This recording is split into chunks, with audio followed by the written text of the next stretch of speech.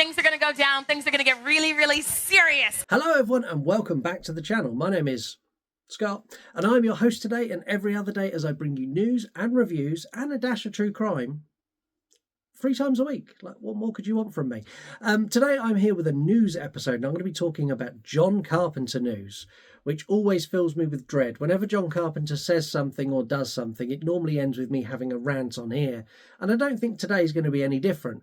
But before I get into my rant and my complete whinge and moan, make sure you subscribe, hit the notification bell, because if like me you love horror and you like true crime, you're probably going to love pretty much everything we do on this channel. So John Carpenter, in my opinion, his best piece of work ever is The Thing from 1982. I absolutely adore this movie. It is a practical effects just showcase of what you can do. It has an intriguing story. It's full of mystery. It's like a whodunit. It has some of the best performances ever. Kurt Russell in this is just incredible. The ice tundra that they're stuck on and the horrific weather that they're facing only adds to the tension. The use of things like red flares on a white snowy background. Like, this movie is pitch perfect. It's dark in tone. It tells an incredible story and it's got an incredible score. And I'm kind of happy with this just being this. It doesn't need anything else. So when they released the prequel, I was a bit like, yeah, I'm going to go see it because I'm quite excited. I read a lot about the director who was like very keen on recreating exact sets and putting a lot of effort into it. And I was disappointed, but not because of the director, because of the studio. So the director had done everything with practical effects and he'd made it a great prequel, and I desperately want to see that cut. But the studio waded in and glossed it all with CGI, changed the story, took out integral parts, and completely fucked up what could have been the best prequel ever. So whenever someone says something about us getting another movie based around The Thing, I always go, oh, no, do we have to? So at a recent fan expo, John Carpenter was there doing a Q&A, and someone asked him, are we going to get another movie in the Thing franchise? To which he answered, we're working on it now. No, God! No, God, please, no! No! No! No! No, John, leave it alone. You've done this before. You've done this before with Blumhouse and it went horribly wrong. Most of your loyal Halloween fans turned on you and slammed the last movie so hard that it will never be accepted into the franchise by most hardcore Halloween fans. So the next question, John, who are you working on this with? I'm working on this with Blumhouse. Eric, for the love of God. Like, why? Why would you do this? Like, there's a couple of things I want to address here. First of all, working with Blumhouse again, I think Blumhouse are a great studio. They do a lot of trash, and there is a lot of trash, but they've also created some of the greatest horror franchises of a modern generation.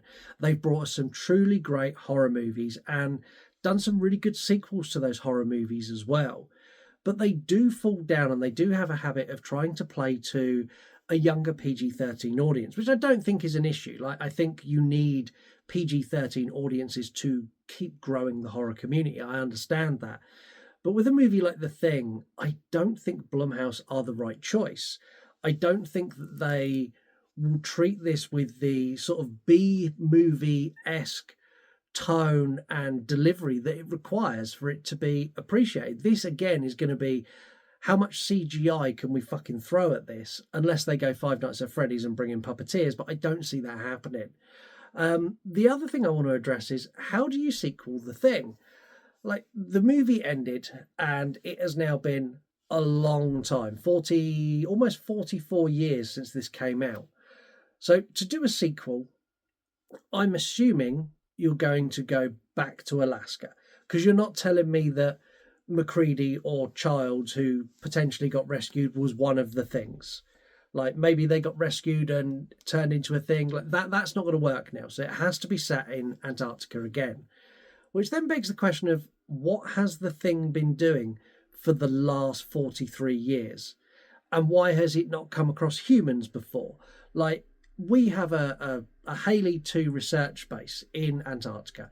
It's there all year round, and scientists are there in and out, in and out, in and out. And if you take the events of the thing as if they were real, so they lost contact with this base, they would have inevitably sent another crew out there, seen all the carnage, gone, oh fuck, what happened here, cleaned it all up, and then carried on as normal. You could tell me that the thing has waited 43, almost 44 years to do something else? Or is it frozen in the ice? Are we going to just rehash the movie and we're going to cut it out of the ice again and go, oh, look, there's a thing in the ice. Oh, no, it's escaped. The dogs are acting weird. Like, are we just going to rehash the same thing? Because, again, like, we don't need to do that. We have that story right here. It's the perfect version of that story and it works. We don't need you to rehash it. So I'm starting to lose a little bit of respect for John Carpenter. I think he's an incredible director. I also think he's a greedy little man who just wants to make money off of properties that are now iconic. And he doesn't really give a shit what people do with them. I think Halloween is a good example of that. And I think he's going to do it again with The Thing. He's going to give us something that he's probably going to provide the score to, probably slap his name on as an executive producer to get people to go and watch it. But this effectively is going to be a Blumhouse rinse and repeat version of The Thing, which I don't want and I don't need. And I don't think anyone else does either. Will they bring back Kurt Russell? I can't see how they could. Like, there's no, like, if Kurt Russell survived and he escaped and he went off to live his life, there's no way in the world he's going back to Antarctica. He's just not. Not unless he's called in as like a government expert, because he then went on to be an expert in like the things for the government. I just can't see how that would work. And if they did bring him back, again, it's just farming on that nostalgia and trying to pluck an extra buck. Like, there is no more story to be told here. I spoke about Gremlins a little while ago. Gremlins, I think there is more of a story to tell. All the time Gizmo is alive and a thing in the world that can produce Gremlins, you can tell a story with that character, even if it's in 30 years' time after Billy and everyone has died. Like, you can have someone else as the caretaker of a Mogwai and rehash that story. It makes sense. The Thing, it doesn't make sense. Like, this is a one and done. Creature crashes, creature gets frozen. Creature gets defrosted, creature kills everyone by taking their form. Like, you can't rinse and repeat that unless you're going to do another alien spaceship. And again, you're just fucking rehashing the same old bullshit. I want to know what you think on this. I know there is a lot of love out there for The Thing. I also know there's a lot of love out there for John Carpenter. I also know there's a lot of hatred for Blumhouse. So where do you sit with this? Like, are you like, brilliant, Kurt Russell, John Carpenter, The Thing, bring it on, let's do a new one? Or are you like me, just looking at this and just like rolling your eyes and tutting and shaking your head? Let me know in the comments. I'll reply to every single one, and fingers crossed we'll get a good conversation going about The Thing and what The Thing should be moving forward. Personally, I think it should be left the fuck alone, but we'll find out if you all agree. So get in the comments and do that. Make sure you subscribe before you go and you hit the notification bell, because if you've watched this far, you obviously liked what I had to say. And until the next time, have a wonderful week, and I'll see you all soon. Leave me alone.